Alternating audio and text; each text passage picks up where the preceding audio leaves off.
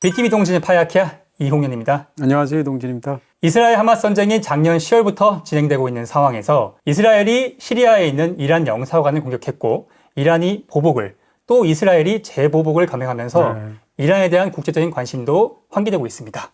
이런 상황에서 저희가 오늘은 이란의 역사를 한번 다뤄볼까 하는데요. 사실은 요즘 뭐 국제 뉴스를 보다 보면 사람들 마음이 조마조마한 느낌도 있고요. 너무 떨려요. 네, 지역에서 벌어지는 그런 전쟁이지만 전쟁 규모가 워낙 커지면 어떡하나라는 생각도 있고, 그리고 또 그것 자체가 뭐 전 세계의 어떤 그런 정치적으로 혹은 경제적으로 큰 영향을 미치잖아요. 그렇습니다. 이런 상황에서 이제 이란 그리고 또 이스라엘에 대한 관심이 급증하고 있는 건데요. 네. 사실은 우리가 이제 그 외국의 그 세계사를 우리가 공부하거나 관심 있는 분들도 기본적으로 서구의 역사를 중심으로 우리가 파악하기 마련이에요. 그러니까 영화들도 할리우드 영화들이 주로 서구 중심으로 되다 보니까 페르시아 같은 경우에도 마케도니아, 그리스, 로마의 상대방으로만 많이 나왔던 것 같아요. 그렇습니다. 뭐 지금 정확하게 지적해 주신 것처럼 300 같은 영화를 보시게 되면 그야말로 괴물 집단으로 나오잖아요. 페르시아가. 그렇습니다. 크세르크세스 같은. 그런 식으로 우리는 페르시아의 역사를 따로 알기보다는 그리스와 로마의 역사를 기본으로 알고 있는데 거기에 페르시아가 끼어들 때마다 페르시아를 인식하는 방식으로 우린 그렇게 알잖아요. 그러니까 사실은 또 중세시대 같은 경우에는 이슬람 문명이 어떻게 보면 세계 최고의 문명이었던 시절이라고 볼 수도 있을 텐데 그런 상황 속에서 우리는 지나치게 이제 한 곳의 시각으로만 역사를 보게 되죠. 그런 상황에서 오늘은 정말로 개략적으로 한 20-30분 동안 이란의 역사를 얘기해봤자 사실 얼마나 얘기하겠어요? 20-30분 동안이요? 네, 그러니까 아주 흐름으로 책에서 본 대로 여러분들께 최대한 간략하게 흐름을 잡으시면 와 대체 왜 지금 이란과 미국이 이렇게까지 앙숙인지 이스라엘은 또 왜 이런 건지 혹은 이란이라는 나라의 그 사람들은 어떤 정체성을 가지고 이런 문제를 대하고 있는지를 어느 정도 파악하실 수 있지 않을까. 그게 오늘 이 이야기들의 목적이 있습니다. 자, 20-30분 만에 정리하는 이란의 역사. 네, 이렇게 얘기하고 1시간 얘기할 수도 있어요. 네네. 근데 이란의 역사도 상당히 뿌리 깊은 것으로 알고 있는데 어디서부터 시작해야 될까요? 이란의 역사도 한 5,000년 정도 되거든요. 5,000년 정도? 네, 가장 오래된 그런 역사로는 이제 보통 엘람 문명이라고 그래서 그 옆에 있는 그 이라크 쪽에서 이제 메소포타미아 문명, 그 이후에 이제 이란 쪽에서는 엘람 문명이 있었던 것으로 역사가 기록하고 있습니다. 엘람 문명이 있을 때 그 지역을, 그 문명을 일으킨 사람은 지금 이란인들이 전혀 아니고요. 지금 이란인의 주류는 이제 페르시아인들이라고 말하는 사람들입니다. 페르시아 사람들이, 그러니까 엘람 문명 자체는 이제 BC 한 3,000년경, 그러니까 지금부터 5,000년 전의 문명인데, 그로부터 한 1,000년쯤 지나서 대략 그 중앙아시아 그 지역에 살고 있었던 유목민들이 점점 남하하게 됐죠. 이주연 거군요. 그렇죠. 뭐 인도도 그렇고 많이 그렇잖아요. 유럽 쪽에서도 마찬가지고. 그렇게 해서 남하를 하게 되는데 그게 대략 기원전 2000년부터 기원전 1000년 사이에 걸쳐서 점점 이란 전역을 차지하게 되는 것으로 되어 있습니다. 그럼에도 불구하고 이제 이 엘람 문명은 이제 국가 형태를 이룬 것은 아니고요. 소위 이란 최초의 왕조가 어떤 왕조냐라고 했을 때 메디아 조라고 하기도 하고 메디아 왕조라고 하기도 하고, 이 메디아라는 나라는 페르시아인들의 나라는 아니었고요. 뭐 역시 이란계라고 말할 수 있겠습니다만 메디아족이 만든 나라예요. 근데 오늘날 이제 메디아라고 하면 이제 사람들이 잘 개념이 잘 없잖아요. 왜냐하면 서구 역사를 중심으로 하니까. 근데 우리가 메디아족의 후예다라고 하는 민족이 굉장히 유명하죠. 그게 바로 쿠르드족입니다. 쿠르드족. 딱히 나라는 없더라고요. 쿠르드족의 비극을 얘기할 때 전 세계에서 나라의 형태를 갖고 있지 않은 가장 큰 민족, 이런 보통 표현을 쓰잖아요. 인구가 수천만이죠. 인구가 굉장히 많고 뭐 시리아에도 걸쳐 있고 이라크에도 걸쳐 있고 이란에도 걸쳐 있으면서 각 나라에서 박해를 받고 있지 않습니까? 그래서 쿠르드족 문제가 굉장히 큰데 어쨌든 그래서 최초의 형태를 띈 이란에서의 어떤 그 왕조는 메디아였다. 자, 메디아 다음은요. 그 다음에 이제 많은 분들이 알고 있는 바로 그 페르시아입니다. 그 유명한. 근데 사실은 이란에는 페르시아가 뭐 말하기에 따라서는 3번, 4번 정도의 페르시아라는 나라가 있었어요. 우리가 보통 페르시아라고 말하면 바로 이 나라를 얘기하는 건데 정확하게는 아케메네스초 페르시아라고 말을 해야 됩니다. 그게 300에 나오는. 그렇습니다. 300에 나온다는 것을 이제 우리가 보통 페르시아를 알고 있을 때 그리스랑 3번에 걸쳐서 1차, 2차, 3차 전쟁을 치르잖아요. 보통 페르시아 전쟁이라고 말하는. 그때 3차 전쟁 중에서 스파르타하고 페르시아가 싸운 것이 바로 말씀하셨던 그 300에 나왔던 전투인 건데요. 근데 어쨌건 이 페르시아는 대제국이었고요. 가장 강성했을 때는 뭐 페르시아 같은 경우에는 예를 들면 동쪽으로는 거의 인도까지 닿았고, 그 다음에 서쪽으로는 거의 다뉴브강까지 닿을 정도로 굉장히 강성한 나라를 이루어서 이제 그리스하고 충돌이 있었던 것이죠. 그리고 그 이후에는 로마와의 이제 숙적이 되는 나라가 페르시아인 셈인데요. 보통 그런 뭐 페르시아의 굉장히 뭐 위대한 군주라고 말하는 사람들 많잖아요. 이란 사람들이 역사를 통틀어서 가장 위대한 군주 중에 하나로 꼽는 게 키루스거든요.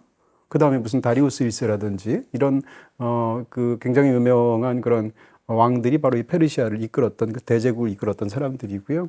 원래는 이 메디아의 속국이 이 아케메네스조 페르시아였어요. 근데 이 관계가 역전이 돼요. 그래서 이제 그 다음에는 메디아가 이 페르시아의 속국이 되게 되는데 일단 페르시아라는 말에 대해서 약간 설명드릴 필요가 있습니다. 네. 이란 사람들 중에서 다양한 이제 다민족 국가일 텐데 그 민족 중에 한 60% 정도가 페르시아 사람들이라는 거예요. 네. 근데 페르시아라는 말은 사실은 어떻게 생각하면 이란이 이렇게 땅이 있으면 이란 땅의 남부 지역의 일부를 뜻하는 말이었어요, 원래. 아, 그게 나중에 제국으로 이름까지. 그렇습니다. 그게 이제 파르스라는 건데요. 네. 애초에 파르스라는 곳은 굉장히 한 작은 한 부분이었다. 남부의 어떤 한 지역을 일컫는 말이었다라는 거죠. 어쨌건 그렇게 해서 이제 페르시아는 사실상 이란 역사에서 가장 중요한 어떤 정체성 같은 것을 이루게 되지 않습니까? 근데 페르시아의 종교에 관해서 말할 필요가 있어요. 이슬람이 이제 페르시아를 침입해서 이제 그다음부터는 뭐 이란이 이제 당연히 이슬람 국가가 되잖아요. 네. 근데 그 전에는 무엇이었을까? 그러니까요. 네. 그게 바로 조로아스터교라는 종교입니다. 아마 잠깐 들어보시기도 하고 어느 정도 알기도 하실 텐데. 네, 무협지에서도 많이 나오더라고요. 아, 그런가요? 네. 네. 조로아스터교라고 할 때 조로아스터라는 사람이 만든 거예요. 기원전은 6세기에 만든 그런 창교한 그런 종교인데 이 조로아스터라는 사람이 이 종교의 역사에서 본다면 굉장히 어떤 혁신적인 이전의 종교와는 굉장히 다른 부분에 집중을 했는데 그게 이제 당시로서는 다 다신교였지 않습니까? 네. 많은 신들을 섬기게 되는데 그게 아니라 아후라 마즈다 신 한 신만을 섬겨야 된다라고 주장을 하게 되고요. 처음에는 반응이 없었는데 이러다가 점점점 이 페르시아에서 이 아케메네스조 페르시아에서 굉장히 세력을 넓혀가게 됩니다. 자, 그런데 이렇게 거대하고 융성했던 페르시아 제국이 그 한 명한테 무너지지 않습니까? 네, 뭐 그 한 명이 여러 나라 망하게 했죠. 바로 알렉산드로스고요. 네. 알렉산드로스가 이제 짧은 시간 안에 대제국을 건설하게 되는데 그런 이후에 몇 가지 왕조를 또 거치게 되죠. 네. 그렇게 해서 뭐 그리스계의 어떤 그 왕조가 이란을 차지하기도 하고 이런 단계들을 거쳐서 그 다음 이란 역사에서 전면에 등장하는 것이 바로 파르티아라는 나라입니다. 네. 파르티아라는 이름만 들어도 약간 그 연장선상에 있을 것 같다는 느낌이 들 텐데. 페르시아 파르티아. 네. 파르티아족이 세운 나라가 이제 파르티아라는 나라로 이란을 사실상 차지하게 되는데 이 파르티아라는 나라는 이란 역사를 통틀어서 하나의 왕조가 이란 역사에서 가장 오래 존속하는 그런 케이스가 됩니다. 500년 동안이거든요. 500년이나. 근데 상대적으로 그 페르시아는 이전에 그 아케메네스조 페르시아는 한 200년 정도밖에 안 되잖아요. 200~300년밖에. 근데 파르티아는 거의 처음 들어봐요. 그렇죠. 그럴 정도로 상대적으로 이제 좀 더 이렇게 기록을 남기거나 이런 것에 대해서 좀 무심했던 그런 민족이었던 것 같고요. 근데 파르티아는 여러 가지 측면에서 역사에 굉장히 재밌는 부분들을 남기고 있습니다. 대표적으로 어떤 건가 하면 파르티아 사람들이 굉장히 이제 전투를 잘했거든요. 말을 굉장히 잘 탔어요. 페르시아도 그러긴 했지만 파르티안 샷이라는 말은 지금도 씁니다. 말을 탄 채로 몸을 돌려서 뒤를 향해서 활 쏘는 장면 많이 봤죠? 네, 영화에서. 그걸 보통 파르티안 샷이라고 하거든요. 그러니까 파르티아 사람들이 쏘는 샷이란 뜻인데 그렇게 말을 달리면서 몸을 뒤돌려서 달리는 말에서 뒤에 적을 향해서 화살을 쏠 정도면 얼마나 기마술에 능하고 공술에 능해야겠어요. 이렇게 파르티안 샷이라는 말이 있을 정도로 파르티아가 얼마나 그 제국을 형성하는데 유리한 그런 군사적인 조건을 갖췄는지 그런 것을 우리가 짐작할 수 있는 측면이 있죠. 파르티아가 워낙 오래 존속하고 큰 나라이다 보니까 중국도 파르티아를 당연히 알고 있었고요. 그 당시에 무역도 있었고요. 그렇게 해서 파르티아를 중국에서 다 한자로 부르잖아요. 뭐라고 불렀냐면 안식국이라고 불렀어요. 안식국이라고 주로 불렀지만 안석국이라고도 불렀거든요. 근데 그 당시에 파르티아를 통해서 중국에 전래된 과일이 있어요. 그게 포도하고 석류예요. 근데 석류가 원래는 석류가 아니고 처음에는 안석류였어요. 근데 안석류라는 것은 안석국에서 왔기 때문이거든요. 안석국에서 온 석류다 해서 안석류라는 이름을 붙였다가 안이 빠지게 돼서 석류가 된 거예요. 그러다가 한국에는 이제 고려시대에 전래된 것으로 보이는데 우리가 지금도 석류를 석류라고 부르는 것은 사실은 파르티아라는 나라의 이름하고 관련이 있는 거예요. 그렇게 생각하면 굉장히 신비한 측면이 있죠. 네. 당시에 반대로 중국에서 굉장히 번성하던 과일이 파르티아로 전해진 게 바로 복숭아입니다. 와. 그리고 살구입니다. 야, 그 당시에 실크로드를 통해서 그렇죠. 거기까지 과일까지. 그렇죠. 이런 일들이 이제 굉장히 심대한 후대에 영향을 미치게 되는 건데 그렇게 해서 중국으로부터 복숭아가 가서 파르티아로 가고 유럽에 도착해서 복숭아가 전래가 돼서 뭐 지금은 뭐 유럽에도 복숭아가 많은데 콜미 바이 유어 네임이라는 유명한 영화 있죠. 복숭아로 거의 제일 유명한 영화 중에 하나잖아요. 근데 그 유명한 장면 이전에 그 앞부분에 보면 복숭아라는 말의 어원에 대해서 이 두 명의 학자가 토론하는 장면이 나와요. 네. 그걸 보시면 지금 이 말씀드렸던 이 과정 속에서 그 언어가 어떻게 바뀌었는지가 영화 속에 들어가 있어서 재밌게 보시는 측면도 있습니다. 네, 아직도 기원 후 300년까지 이해하시는 건데요. 이제 그 이후에는 또 어떤 제국이? 네. 그 다음이 바로 사산조 페르시아입니다. 아. 네. 두 번째 페르시아 국가라고 네. 말할 수 있을 것 같고요. 사산조 페르시아는 사산 가문에서 이제 만든 그런 나라가 되는 건데 원래는 지방 영주였다가 말씀드린 것처럼 파르티아를 무너뜨리고 사산조 페르시아가 됩니다. 사산조 페르시아는 굉장히 강성한 국가였고 사산조 페르시아랑 끊임없이 갈등을 빚었던 나라가 바로 로마예요. 그래서 특히 이제 동로마랑 계속 경쟁 관계에 있게 되는데 근데 사산조 페르시아가 바로 위에 무슨 나라가 있었냐면 지금 아르메니아가 있거든요. 네. 지금도 이란 북부에 아르메니아, 아제르바이잔이 있잖아요. 근데 이 아르메니아가 흥미롭게도 전 세계 최초의 기독교 국가거든요. 최초예요. 네, 그 중동 바로 위에 있는데. 그렇죠. 그래서 그 위치로 보면 굉장히 특이하죠. 그래서 항상 아제르바이잔하고 아르메니아하고 굉장히 앙숙이고 사이가 나쁘고 싸우는 이유 중에 하나가 아제르바이잔은 이슬람 국가고 아르메니아는 기독교 국가죠. 딱 붙어 있는데. 그렇죠. 우리 또 예전에 크리스마스의 과학에 관한 부분 제가 설명드리면서 네. 다른 나라에서는 12월 25일인데 동유럽에서는 좀 다르고 특히 아르메니아에서는 성탄절이 1월 6일이란 말 제가 했어요. 네네. 기억나시죠? 네네. 네, 그럴 정도로 이 아르메니아가 기독교 국가라는 게 굉장히 중요한데 문제는 뭔가 하면 이 나라가 로마하고 동로마하고 이 사산조 페르시아 사이에 있단 말이에요. 그러니까 이 나라의 위치랑 영향 관계들 때문에 이 나라 때문에 이 두 나라가 굉장히 많은 갈등을 일으키게 돼요. 동로마랑은 종교가 같다고 볼 수 있잖아요. 네. 근데 이쪽 입장에서는 조로아스터교잖아요. 사산조 페르시아는. 그런 상황에서 이 사산조 페르시아는 굉장히 기독교를 탄압했죠. 그러면서 양 국가 사이에서 굉장히 갈등이 많았던 것으로 보이고 이게 왜 중요한가 하면 어떻게 생각하면 종교를 놓고 지금 어떻게 보면 거대하게 문명 간의 충돌이 있다라는 견해로 보는 그런 정치학자들, 역사학자들 많잖아요. 네. 예를 들어서 거대한 서구의 기독교 문명이 있고 거대한 중동의 이슬람 문명이 있는데 양 문명의 충돌로 봐서 테러리즘도 그런 걸로 해석하고 이런 경우 많잖아요.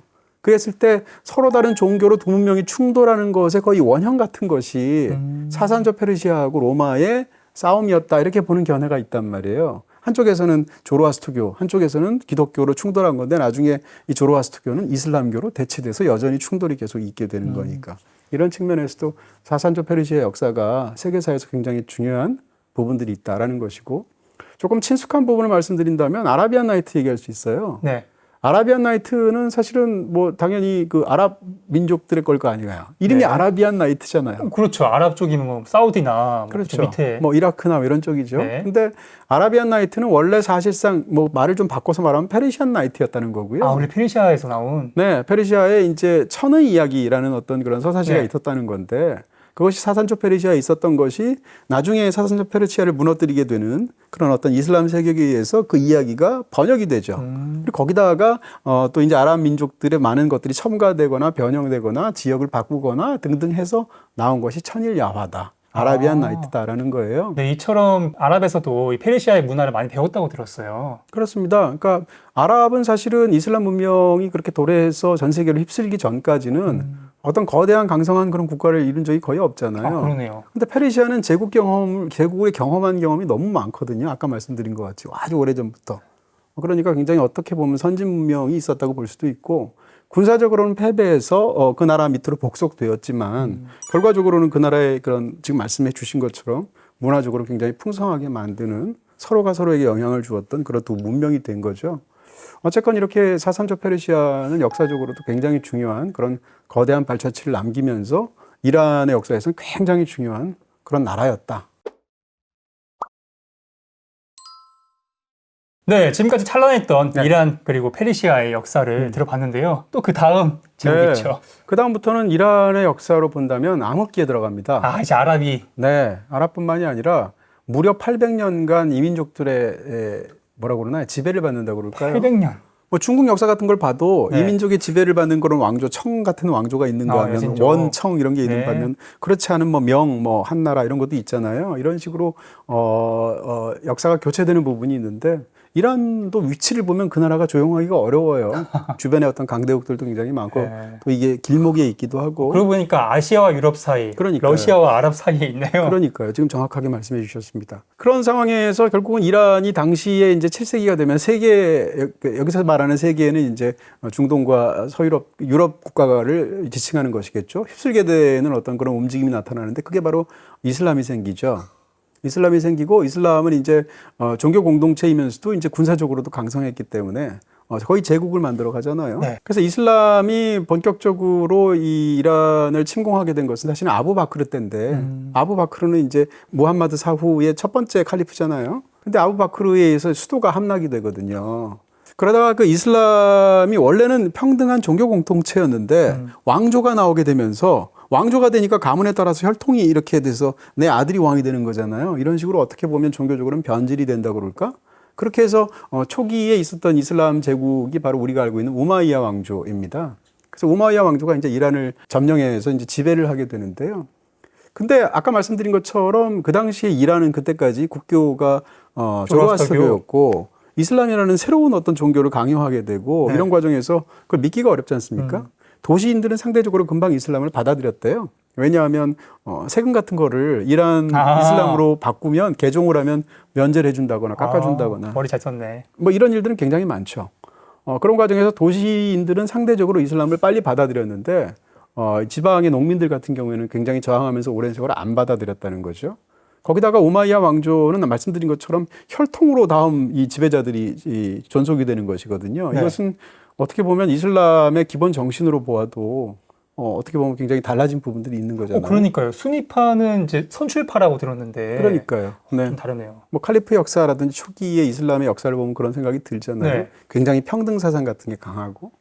그러다가 이 우마이야 왕조 이후에 나타난 이슬람 왕조가 바로 아바스 왕조잖아요. 그 아바스 왕조의 지배에 있으면서 상대적으로 아바스 왕조는 우마이야 왕조보다 더 유화책을 씁니다. 그리고 우마이야 왕조는 어떻게 생각하면 아랍 제1주의 이렇게 해서 상대적으로 페르시아인들은 자기가 훨씬 더 열등한 국민 취급을 받으니까 거기에 대해서 분노를 느끼기도 했는데 그런 것에서 상대적으로 아바스 왕조에서는 조금 더 유화책을 쓰기도 했고 그리고 어찌됐건 그 이전까지 이슬람이 오기 전까지 이란은 약간 좀 뭐라고 할까 신분사회였던 거잖아요.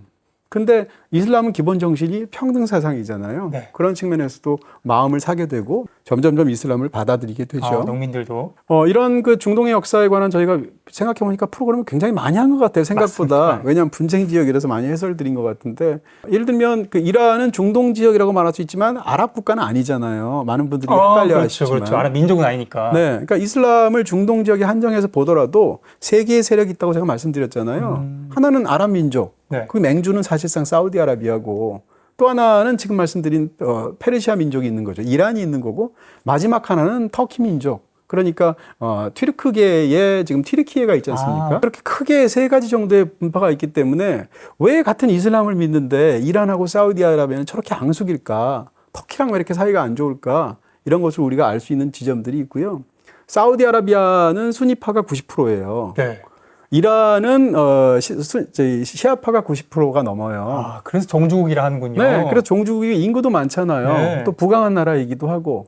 근데 나머지 중동의 국가들은 시아파와 수니파가 상대적으로 많이 섞여 있거든요. 그런 측면에서 보면 이 양 국가가 왜 그토록 서로 각을 세우고 싸우고 있는지를 우리가 이해할 수 있는 측면들이 있는 것인데요. 네. 어찌됐건 그렇게 된 계기가 된 것은 이슬람의 이란을 삼키면서 대제국을 만들어낸 그런 역사적인 관련들하고도 관련이 있고 또 종교적인 분파하고도 관련이 있다. 이렇게 얘기할 수 있겠죠. 자, 저희가 아바스 왕조까지 얘기했고요. 네.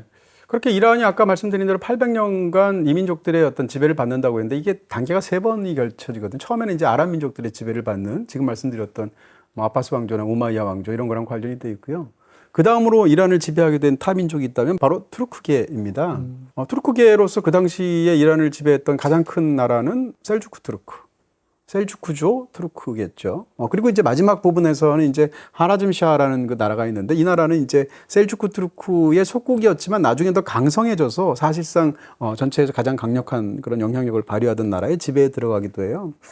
셀주크 투르크는 이제 역사에서도 굉장히 큰 족적을 남겼지만 서구 중심적으로 봐도 굉장히 중요한 그런 상대 국가, 적국이었습니다. 왜냐하면 십자군 전쟁에서 이 유럽 국가들이 맞서 싸운 나라가 셀주크 투르크예요. 네. 셀주크 투르크 자체는 한 뭐 11세기, 12세기 정도밖에 존속되지 못했지만 셀주크 투르크조가 굉장히 혼란을 겪을 때 예루살렘을 차지하고 있었는데 예루살렘에 이 유럽 사람들이 성지순례 올 거 아니에요. 네네. 근데 오지 못하게 했죠.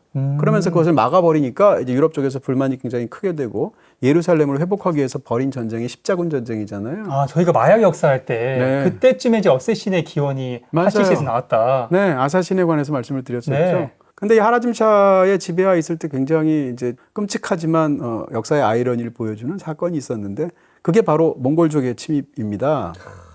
몽골이 이제 세계를 휩쓸던 13세기가 되는 네, 거고요. 거기까지 가는군요. 네. 하라짐샤 왕조 때 어떤 일이 벌어지게 되냐면 이 몽골이 이제 징기스칸이 세계를 휩쓸기 시작하죠. 근데 징기스칸이 항상 그 뭐라고 할까요? 말발굽 아래 이 나라들을 이게 정복하는 방식으로만 나간 건 아니죠. 무역을 하려고 하는 경우들도 있었단 말이에요. 그래서 이란 쪽에는 원래 무역을 하려고 정복을 하려고 했던 것이 아니라 말하자면 사절단 같은 걸 보내요. 상인들로 구성된. 근데 그 도시의 지방 영주가 이들이 굉장히 부유하고 네. 가져온 것이 무슨 보화들도 있고 뭐 이렇게 되다 보니까 이들이 스파이다라는 혐의를 간첩이다는 혐의를 뒤집어 씌웁니다. 모함해서. 야. 그리고 하라짐샤의 술탄한테 이 일을 보고해요. 스파이였는데 내가 뭐 처형하겠다라는 방식으로. 근데 허락을 해요? 허락을 합니다. 하라짐샤에서. 그러니까 이 지방 영주가 자기 독단적으로 자기가 꾸민 그 욕심 때문에 이들을 전부 다 참수하고 죽입니다. 네. 그래서 두 번째는 이 죄를 따지기 위해서 이 조사단을 파견을 해요. 근데 조사단을 또 이 지방 영주가 다 죽여버립니다. 안 죽였으면 거기까지 안 갔을 수도 있을 텐데. 그렇죠. 안 갔을 수 있죠. 그런 상황이 되니까 원래 좀 호전적이시기도 하고 그런 징기스칸이 군사를 일으켜서 보내죠. 그렇게 돼서 하라짐샤를 완전히 초토화시킵니다. 그래서 하라짐샤가 멸망하게 되고 그때까지 또 존속하고 있었던 아바스 제국도 멸망하게 돼요. 그리고 이제 몽골의 지배하에 들어가게 되죠. 근데 몽골의 지배가 많은 경우 그런 일들이 있지 않습니까? 워낙 땅들이 크다 보니까 그 정복한 다음에 다시 돌아갔는데 다시 이란 땅에서 지금 이란 땅에서 계속 반란이 일어난단 말이에요. 그래서 반란을 진압하기 위해서 징기스칸 손자가 가죠. 그게 훌라구지 않습니까? 보통 몽골 제국 역사에서 굉장히 중요한. 훌라구가 가서 이제 두 번째로 이란을 침입해서 그야말로 쑥대밭을 만들게 되고 그 상황에서 이제 폐허가 돼서 나라를 세우죠. 그게 이제 보통 몽골이 이제 중국에는 원나라를 세우게 되고 네. 그다음에 중앙아시아나 이쪽 지역에는 4개의 왕국을 세우잖아요. 뭐 오타의 한국, 차가타의 맞습니다. 한국. 보통 이제 뭐 사한국이라고 말할 수 네. 있는 한국이라고도 말하고 칸국이라고도 말하는데 그래서 이란 쪽에 세운 나라가 일한국이에요. 한자하고 아무 관련 없고요. 일한국의 일이 IL로 쓰는 거고 영어로 쓰면 한국은 칸국이에요. 징기스칸 할 때 그 칸인데 이 몽골의 지배로 일한국으로 들어갔음에도 불구하고 이슬람을 그대로 계속 받아들이게 됩니다. 국교로 삼고. 그렇게 해서 계속 이슬람들은 번성하게 되죠. 이란국이 망한 다음에는 티무르 제국이 생겨요. 티무르조라고 보통 말하는.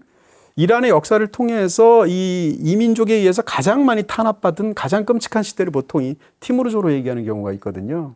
티무르라는 사람은 이제 몽골의 장수의 아들인데 전쟁 광이기도 하면서 정말 가차 없었던 거죠. 그래서 이란에서 굉장히 피비린내 나는 그런 정치를 하고 전쟁을 했었던 사람으로 기록이 되는데 이 티무르에 관한 야사들이 굉장히 많아요. 실제로 재밌었던 야사 중에 하나는 이런 거 있습니다. 이런 사람들이 지금도 우리는 징기스칸 무덤이 어디 있는지 모르잖아요. 네, 일부러 이렇게 따오죠. 네, 그 도굴의 어떤 위험이나 이런 것 때문에 티무르의 무덤이 어디 있냐면 사마르칸트에 있어요. 네. 사마르칸트는 이제 지금 우즈베키스탄이죠. 사마르칸트에 무덤이 있는데 무덤이 도굴 위험이 있잖아요. 티무르는 더군다나 굉장히 엄청난 사람이잖아요. 그래서 그 무덤에다가 티무르의 관에다가 새겨놨다는 거예요. 만일 내가 다시 이 뚜껑이 열려서 세상 밖으로 나오는 한 이 세상에는 거대한 재앙이 생길 것이다. 그러니까 니네 조심해라라는 얘기죠. 근데 호기심은 못 이길 것 같은데요? 근데 실제로 티무르가 무서워서일 수도 있고 네. 뭐 잘 지켜서일 수도 있고 그래서 그 티무르의 관뚜껑은 열린 적이 없다는 거예요. 그랬는데 러시아가 멸망하고 이제 소련 치하로 오는 20세기가 들어와서 소련에서 이 티무르의 관을 조사를 하기로 결정을 했대요. 그 티무르의 관을 무덤을 파서 관 뚜껑을 열었다는 거 요즘식으로 그냥 파묘를 한 건데 그렇게 해서 무덤을 관 뚜껑을 열고 나서 조사를 하였는데 3일 뒤에 독소 전쟁이 터졌다는 거 아니에요? 3일 뒤에. 그래서 그 이후로는 이 티무르 관이 열린 적이 한 번도 없다. 다시 덮어놨겠네요. 네, 뭐 이런 그런 어떤 그 이야기가 내려올 정도로 티무르에 관련된 재미있는 부분들도 있습니다. 자, 티무르 제국 그 다음은요. 그러니까 우마이야 왕조부터 시작해서 티무르 네. 제국까지의 그 지배가 800년이에요. 그 사이에 물론 이란 민족들이 잠깐 그 자리를 차지하게 되는 건 짧은 왕조들이 없지는 크진 않았습니다. 않지만. 그렇지만 이 시기에 아까 말씀드린 이슬람 때문에 이란 자체가 완전히 바뀌게 되죠. 네. 원래 이란어하고 이 아랍어하고는 아예 그 어족 자체가 달라요. 이란어는 그러니까 이 인도 유럽 어족이고 그 아랍어는 셈족이거든요. 셈어거든요. 그러니까 아예 언어의 그 분파가 달라요. 우리가 봤을 때는 좀 네. 꼬불꼬불해서 지렁이 같고 다 비슷해 보이는데 그렇지 않군요. 근데 지금은 그렇죠. 그 말도 맞아요. 왜냐하면 섞여서. 처음에는 문자도 달랐어요. 네. 그러다가 오랜 세월 이슬람의 영향권 속에 들어가고 이슬람 문자를 사용하게 되고 이렇게 되다 보니까 아랍 문자를 사용하다 보니까 아랍 문자에 사용하는 알파벳을 이란에서 쓰죠. 그러니까 지금 보면 같은 알파벳을 씁니다. 네. 근데 알파벳 개수나 모양이라는 게 약간씩은 다르긴 해요. 근데 어찌됐건 그런 식으로 해서 말도 완전히 다르고 민족도 완전히 다르게 되는데도 같은 문자로 보이는 그런 것들을 사용하게 되었다라는 것인데요. 이 800년 동안 이 이란 사람들이 워낙 그 압제하면서 이 신음했잖아요. 거기서는 이란 사람들이 굉장히 독특한 어떤 문화적인 그런 성격 같은 것이 나온다라는 분석도 있어요. 어떻게 보면 약간 일본 사람 비슷해서 우리가 이제 일본 사람들 속을 알 수 없다 이런 말을 하게 되고 자기가 진짜 안에 있는 그런 진심을 밖으로 내보내지 않고 마음에 없는 말을 배려로 하고 뭐 이런다고 얘기하잖아요. 겉으로만 예의 바른 척 하는 게 아닌가. 뭐 그런 지적도 있고 그것이 또 갖고 있는 장점도 있겠죠. 네. 근데 이란 사람들이 그런 경향이 있다는 거고요. 그 이란의 그런 어떤 말할 때의 어떤 방식이나 이런 것들이 있어서 네. 실제로는 본인이 그렇게 생각하지 않으면서 상대를 배려해서 지나치게 말하는 것 같은 그리고 본심을 숨기는 예를 들어서 상점에 들어가서 시골 상점에서 뭐 물건을 사고 이러면 물건을 산 다음에 돈을 내면 돈을 안 받으려고 한 두세 번 한대요. 근데 돈을 안 받네 너무 뭐 개꼴 이래가지고 돈 안 내고 나오면 안 되는 거예요. 립 서비스군요, 그냥. 그냥 안 받는 신용을 한두 번 하는 게 예의인 거예요. 그렇게 해서 돈을 내야 된다는 거예요. 근데 이런 것은 굉장히 직설적인 문화를 갖고 있는 사람 입장에서 왜 그래? 이렇게 생각할 수 있잖아요. 근데 본심을 그대로 드러내면 그것 자체가 굉장히 존재에서 위험한 상황이 될 수 있었던 그런 불행한 역사의 산물이다? 이렇게 보는 견해들이 있죠. 이란에 해외 여행 하시는 분들 조심해야겠네요. 계약서 쓰려고 하는데 필요 없다라고 해서. 도시에서는 그런 거 아닌 것 네. 같고요. 뭐 지금은 얼마나 남아있는지 모르나 기본적으로 이란 사람들이 갖고 있는 그런 어떤 특유의 어떤 어법들 같은 것이 있다라는 이야기를 할 수 있습니다. 자, 티무르 제국까지 약 850년간 거의 외세의 지배를 받았습니다. 네, 이란 입장에서는 이런 어떻게 보면 불행한 역사를 끝낸 게 바로 사파비 페르시아입니다. 사파비조라는 그런 또 왕조가 나오게 되는데 제가 조금 전에 사파비세 페르시아라고 그랬잖아요. 네. 그러니까 페르시아라고 지칭될 수 있는 나라가 이란 역사에 3번 있었던 거예요. 세 번째 페르시아. 네. 이 사파비 페르시아는 어떻게 생각하면 우리가 이제 이란을 이제 굉장히 고풍스러운 어떤 그런 페르시아 문화가 있는 걸로 상상할 때 떠오르는 거 있잖아요. 뭐 궁전의 둥근 형태라든지 카페트를 보통 생각하지 않나요? 카페트의 그 문양 같은 것이 엄청나잖아요. 그게 바로 사파비 페르시아의 일반적인 시각적인 이미지입니다. 이 사파비 페르시아 때 이전에도 그러긴 했습니다만 시아파 무슬림이 최초로 국교가 됩니다. 이란만 굉장히 독특하게도 절대 다수를 시아파가 이루고 있잖아요. 왜 그렇게 됐을까라는 측면인데 이라크에 있었던 한 지역, 그 다음에 이란에 있었던 호라산이라는 지역이 있거든요. 이 지역에 있는 쪽을 중심으로 해서 여기 우마이야 왕조에 대해서 반기를 들기도 하고 시아파를 형성하게 된 게 초기의 역사입니다. 그렇다고 하더라도 초기에는 시아파가 그렇게 많지 않았다고 하는데 말씀드린 것처럼 이 사파비 왕조에 이르러서 뭐라고 할까? 이 사파비 왕조 자체가 원래 종교 집단이었어요. 그러니까 이 말씀드린 그 시아파 중에서도 작은 분파가 있을 거 아니에요? 분파 중에 12이만파라는 분파가 있어요. 자세히 아실 필요는 없겠지만. 그 12이만파에 속하는 분파가 쉽게 얘기하면 나라를 세운 것이, 그 추종자들이 나라를 세운 것이 지금 말씀드린 사파비이거든요. 그러니까 사파비는 애초에도 그랬고 종교적인 열등이 가득 찼기 때문에 이 시아파 종교를 굉장히 이렇게 확산시키는데 왕부터가 굉장히 전력을 다했어요. 그렇게 돼서 이란에서 시아파가 대다수를 차지하게 가는 그 과정에서 가장 결정적인 역할을 했던 게 사파비 왕조 때다. 인터넷과 BTV를 가입하면 사은품과 요금 할인 말고 추가로 받는 것 없냐고요? 당연히 있죠. 비다이렉트 샵에서 신규 가입하면 도서 구매 시 무제한 할인. 이만큼 책을 사도 일반 도서는 25%, 전공 도서는 20% 무제한 할인. 자세한 내용은 고정 댓글에 링크를 클릭해주세요. 자, 이제 중세에서 근대로 넘어가는 과정 속에 있습니다. 사파비 왕조, 그 다음은요. 사파비 왕조로 이제 말씀하신 것처럼 이제 서양의 제국주의가 세계를 휩쓸던 그런 시대가 이제 돌입하게 되죠. 본격적으로 가장 극심했던 건 19세기잖아요. 바로 그 직전이었던 시기에 이란에 이제 등장한 왕조가 이제 카자르 왕조입니다. 카자르 왕조는 이란 역사에서 굉장히 이제 불행한 역사로 기록이 되죠. 이란을 놓고 유럽의 열강들이 세 나라가 이렇게 침을 흘리면서 격돌하죠. 그게 이제 프랑스, 네. 영국, 러시아예요. 영국은 빠지지 않네요. 네. 이란 입장에서 보면 카자르 왕조는 굉장히 약한 왕조였기 때문에 힘이 없으니까 프랑스하고 협약을 맺습니다. 그래서 만약에 러시아가 우리를 침공하게 되면 프랑스가 군대를 파견해서 싸워주는 걸로 같이. 똑같은 조약을 영국하고도 맺어요. 네. 그래서 그렇게 서로 말하자면 일종의 동맹 같은 형식을 맺게 되는데도 불구하고 정작 실제로 러시아가 쳐들어와서 전쟁이 벌어지게 되는데 프랑스가 안 도와. 프랑스도 안 도와주고 영국도 안 도와줍니다. 특히 프랑스는 그 사이에 러시아하고 비밀 협약을 또 맺어요. 이중 플레이를 하게 되죠. 네. 이렇게 돼서 러시아와 이 이란 전쟁에서 이 이란 쪽이 지게 되죠. 카자르 왕조가 지게 되고요. 그 과정 속에서 졌으니까 영토를 빼앗기게 되죠. 네. 그 빼앗긴 영토가 바로 아제르바이잔하고 아르메니아입니다. 그 당시에는 이란의 일부였었거든요. 아, 그게 지금까지 이어져 오군요. 그렇습니다. 그러고 나서 러시아에 뺏기고 난 다음부터 또 영국의 침탈을 받고 등등등 영국하고 전쟁하거든요. 그런 등등의 결과로 사실상 그 전까지는 이란의 영토 중에 일부였었던 지금의 조지아 같은 나라, 말씀드렸던 그 두 나라, 혹은 뭐 아프가니스탄, 네. 혹은 파키스탄의 일부 이런 지역까지 다 잃게 돼요. 그래서 오늘날 이란이 물론 땅이 크긴 하지만 땅이 좀 척박해서 사실은 그게 다 사람이 살 수 있는 곳은 아니지만 네, 산맥이 많죠. 그렇죠. 그럼에도 불구하고 지금 이란 땅을 봤을 때 지금 그 면적을 생각할 때 그 우리가 그릴 수 있는 그것이 확정된 것은 사실상 이런 부분들을 다 잃고 난 19세기 카자르 왕조 때다. 이러다 보니까 카자르 왕조에서는 굉장히 극심한 민중들의 이반 현상들이 일어나게 되고 또 근대화되는 과정에서 시위 같은 게 일어나죠. 네. 어떻게 보면 19세기 말 20세기 초에 러시아에서 일어났던 일하고 굉장히 비슷한 일들이 일어나게 되는데 그런 시위가 빈발하는 과정 속에서 20세기 초반에 테헤란에서 굉장히 원래는 작은 사건이었어요.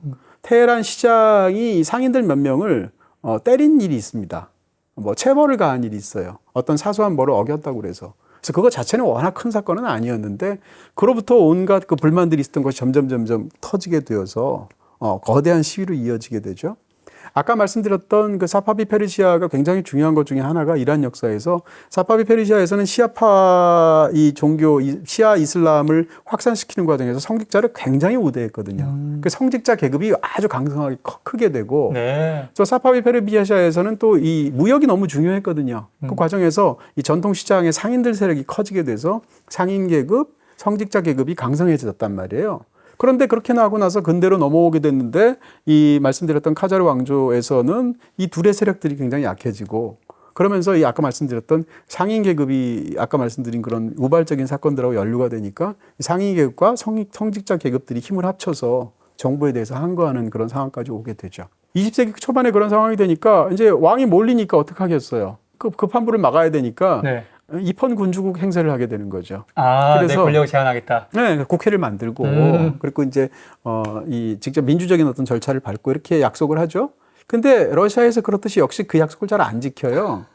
그러다가 혁명 같은 것이 일어나게 되고 왕이 쫓겨나서 망명을 하게 되는 일까지 벌어지게 되면서 점점 비극의 구렁텅이로 굴러가게 되는 그런 역사가 되게 됩니다. 그러면서 생겨난 마지막 왕조가 바로 팔레비 왕조입니다. 팔레비 왕조를 세운 사람은 이제 레자샤라는 사람인데 레자샤라는 사람은 이제 군인이고요. 장교이고요. 군사 쿠데타를 일으킨 거예요. 그렇게 해서 아까 말씀드렸던 그 이전에 카자르 왕조를 무너뜨렸는데 이 사람은 원래 공화국을 만들려고 했대요.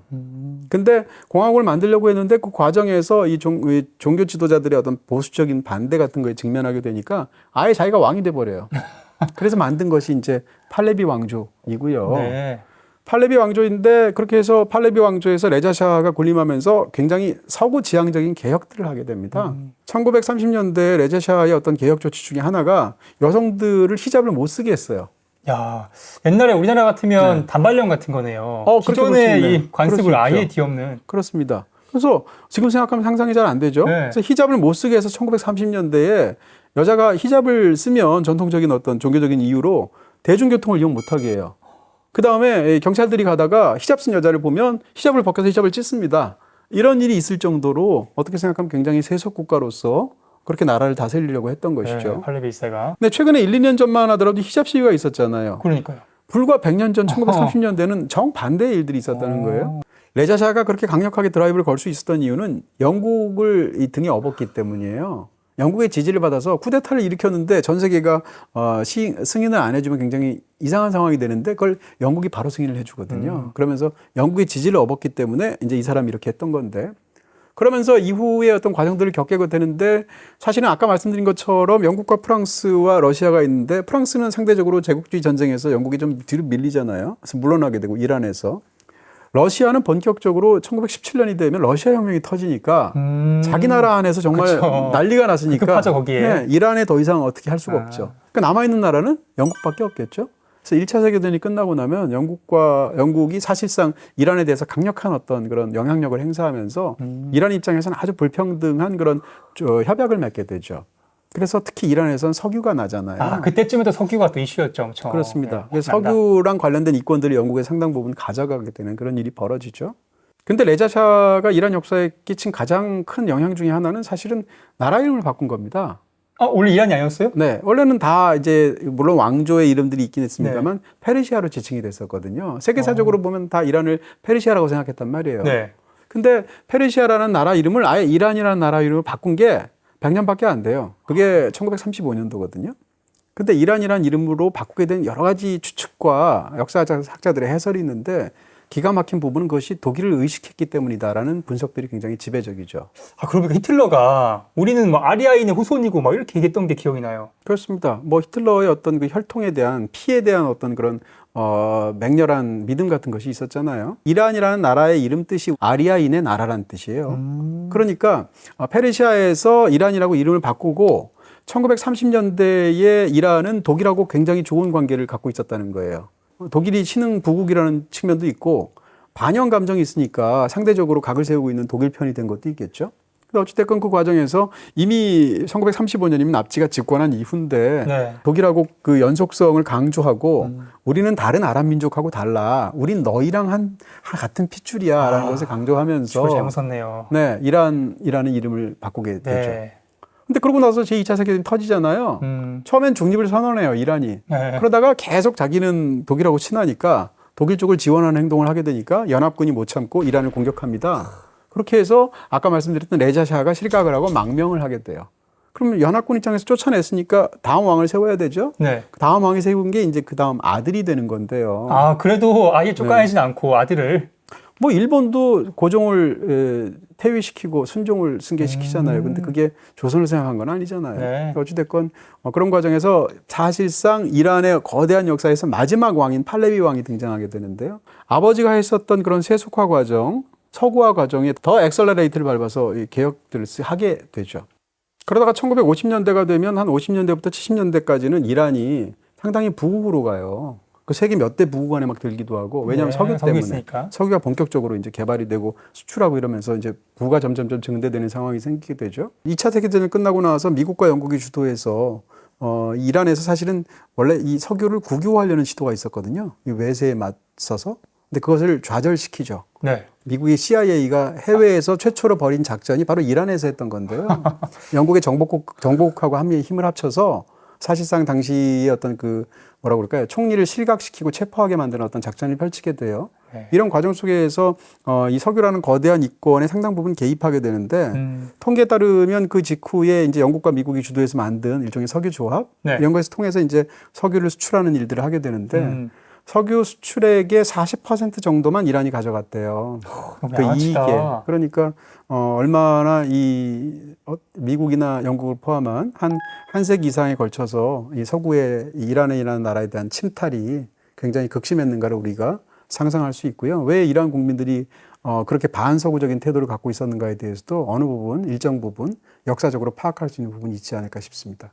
근데 1945년도에 제2차 세계대전이 끝난 다음부터는 세계 최고 국가는 사실상 거의 유일무이하게 미국이 되잖아요. 그래서 이란에 대한 영향력도 과거 영국으로부터 미국으로 대체가 되게 됩니다. 그리고 팔레비 왕 시절에는 미국하고 너무너무 친했어요. 그래서 어떻게 생각하면 1970년대에 중동의 모든 국가를 통틀어서 가장 친미적이고 미국과 친했던 나라가 어디냐? 이란이에요. 그랬던 시절이.